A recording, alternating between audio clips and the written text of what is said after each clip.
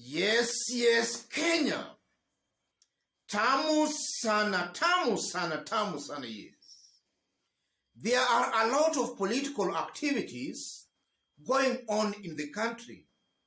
Various research firms and pollsters are rushing to beat the deadline by releasing their opinion polls because according to the law, you cannot release an opinion poll less than 5 days to the elections. So various pollsters are indeed releasing their polls, which we will discuss later in the day. But in this video, I want us to have a look at some remarks made by Francis Atwoli, remarks that are going to form the basis of our analysis and discussion in this video right now.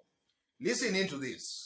Kabla ni kuachilie katibu, kuna hili swali moja la mwisho ambalo nitaliuliza, na tumemwona naibu rais William Ruto akijitokeza, na katika kujitokeza kwake amekuwa akisema rais Uhuru Kenyatta anamlenga sana, huku akitaka kumpinga kisiasa na kumnyima nafasi ya uongozi. Hapo baadaye unaona vipi tukirejea studioni? Unajua, wacha nikwambie, William Ruto sio mjinga vile watu wanafikiria. Ashapiga hesabu. Ni mtu ambaye kazi yake aliingia katika siasa akiwa mdogo sana wakati alipokuwa kwa AK92, na ameshapiga hesabu yake kabisa, na wale wandani wake wamejua wanapoteza hii kiti imeenda. Kwa hivyo sasa hii hasira yeye kati yake na Uhuru Kenyatta ni ya kwamba anaona kama Uhuru Kenyatta alimbetray kusupport Raila Amolo Odinga na yeye kupoteza kuti chang ya vote za Mount Kenya. Mount Kenya, Raila Amolo Odinga alikuwa na expect kupata 20%. Lakini sasa vile ilivyo namna hivyo, wako neck kwa neck na William Ruto katika Mount Kenya. Na tukimaliza wiki hii watu wa Mount Kenya watakuwa wamedecide. Watasema hoteli ifungwe ama ndovu haisikwi na pembe zake. Sasa atawachiliwa yeye peke yake, na hiyo anajua sana. Kwa hivyo yeye ameshapotea. Na ndio kwa sababu unaona hiyo hasira yote wakina Rigathi kuleta mambo ya JM. Mambo ya JM ina relationship gani na Uhuru Kenyatta? Uhuru Kenyatta ni mpya, yeye mambo ya kihistoria inakuja kwake namna gani? Kama una evidence yoyote, file ziko bado zimefunguliwa, unaenda kuripoti. Haya, Uhuru amemjibu jana William Samoei Ruto, kama mimi sikukuumiza nikiwa na mamlaka, nitakuumiza kwa hizi siku 3, mimi naenda nyumbani. Kwa hivyo hiyo ni mambo ya yeye kuleta hasira. Amejua kwamba kama ni kupotea amepoteza. Na mimi nataka kuhakikishia hapa ndugu yangu Bwana Mredhi na wanaonitazama saa hii, kiti ya urais, na nimesema mara nyingi watu wazoee sauti ya Raila Amolo Odinga, hiyo kiti kishaenda. Ukipiga hesabu ama msikize Ngunyi na scientific mathematics, Ngunyi ameshapiga tayari, haitakuwa na rerun. Kura kwa kura, kuna na sisi tumesema hivi, sio kura ya kusaidiwa. Uhuru Kenyatta hajaenda kwa kiwanja pahali popote kwa mkutano ya hadhara akasema watu wa Azimio wasaidiwe. Yeye ana express mind yake kama citizen. Na kwa mtazamo wako unaona kuwa Azimio itapata ama itajizolea kura ngapi dhidi ya naibu rais William Ruto? Ruto atajaribu sana, lakini atafika karibu atajaribu sana, anaweza kuwa karibu 6 million au 5.5 million votes. Atapata. Sio ya kwamba hatapata. Lakini Raila anaenda kushinda na 8.5 million. Wewe angalia, itakuwa hapo 8.5 million. Asante sana. Yes. Atwoli is making it very clear that Raila will get 8 to 8.5 million votes. William Ruto will get 5.5 to about 6 million votes. So according to Atwoli's own estimation, he believes Raila Odinga will beat William Ruto with at least 2 million votes. I don't know what you make of those remarks and sentiments by Francis Atwoli. But in this video, I want us to dig deep to see what those remarks by Atwoli mean politically and what they portend for the upcoming general elections. In case you are watching us for the very first time, subscribe, give this video a like. Thank you. God bless you. God bless Kenya. Atwoli is a seasoned Kenyan. Atwoli has seen it all in terms of politics. And some few days ago, while campaigning in Kajiado, Atwoli made it very clear to the whole nation that he can't be supporting Raila Odinga if he knows Raila Odinga will actually end up losing. And Atwoli is on record sometimes back saying that he has never supported a losing team. Always he has been throwing his weight behind the candidate who always emerges as the winner. So Atwoli believes that he cannot throw his weight behind a candidate who is clearly going to lose. And if you look at the prevailing political situation in the country, only a blind man can still doubt whether Raila Odinga will win or not. Because if you look at the prevailing political situation, all fingers are clearly pointing to a Raila Odinga presidency. That is something I'm saying with a lot of confidence, without any doubt at all. And I'm saying that because if you talk in terms of opinion polls, they are all showing a Raila lead. In fact, even some that were released today, being the last opinion polls being released, maybe today, tomorrow, and maybe today and tomorrow, and maybe Thursday, all those credible polls are all indicating a Raila Odinga leading. For example, today Ipsos Synovate released an opinion poll indicating Raila at 47, William Ruto at 41. And if you look at all the credible major polls, they are all showing a Raila Odinga lead. If you look at leaders, the big boys in Kenya's politics, top leaders, a good majority are aligning themselves to Raila Odinga.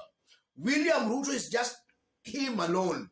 There is no serious candidate or other political leader who we can say can give William Ruto some good votes. He is just alone.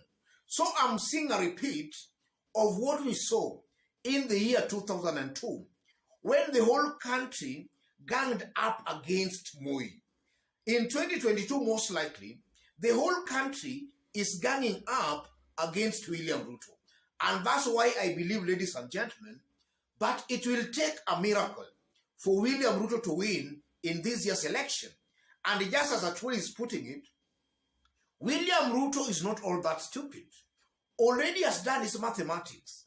He knows for a fact he is most likely not going to win in this year's election. And that's why William Ruto is coming out to be very bitter and very angry. In fact, William Ruto, if you listen to William Ruto talking, William Ruto is talking as a person who has already lost hope. He is trying to maybe cause some chaos by inciting his people. And that's why he's making some reckless statements that some people want to kill his children. Those are just indications that already William Ruto has done his mathematics and his figures are not just adding up. And yesterday, we also did an analysis where we exposed an internal poll William Ruto himself did, UDA did, and that internal poll that was done by UDA also placed Raila Odinga ahead of William Ruto. So as it is today, there is no miracle, ladies and gentlemen, and for the doubting Thomases, get it straight for me. No miracle William Ruto will do to win this year's election. I think it's done and dusted. It's a deal that is over. Raila Odinga on Tuesday will most definitely beat William Ruto. Those sentiments by Francis Atwoli again have the potential of actually killing the morale of William Ruto supporters. And most likely that's why Atwoli is also speaking the way he's doing. Politics is also about perception. A William Ruto supporter who is not a staunch diehard, or rather who is not a diehard of William Ruto, listening to Atwoli talk, that supporter can get easily discouraged to a point that he or she can decide not to go to the ballot to cast his or her vote. So those sentiments by Francis Atwoli are also well calculated to achieve some intended purpose and mission. And the mission is to discourage William Ruto supporters and his foot soldiers. And also from those remarks by Atwoli, as much as they might be meant to discourage William Ruto supporters, Francis Atwoli is just stating the truth as it is, because from the prevailing situation in Kenya, no miracle William Ruto can do to win this year's election. And also, if you look at William Ruto and his team, it's Kenyans, these top politicians, are now on the home stretch. Each and every person is doing his or her last bit to endear himself to the voters. Look at William Ruto and then you look at Raila Odinga. In these remaining few days, who do you think is exhibiting some signs of panic or some signs of cowardice? That's a question you can just actually look at these top leaders and then you can answer accurately. It's clear William Ruto is exhibiting signs of panic. And the mere fact that he's exhibiting those signs of panic, those are just indications that things are also not working for him as far as the Tuesday's elections are concerned. And it's not only William Ruto. Look at some of his foot soldiers, especially the ones from the mountain. They are also exhibiting signs of panic, an indication that things are falling apart in William Ruto's camp. And yesterday still, we also did an analysis where Anne Waiguru met some 15 elected leaders from Mount Kenya, especially those supporting William Ruto. And the plan is to dump William Ruto after election.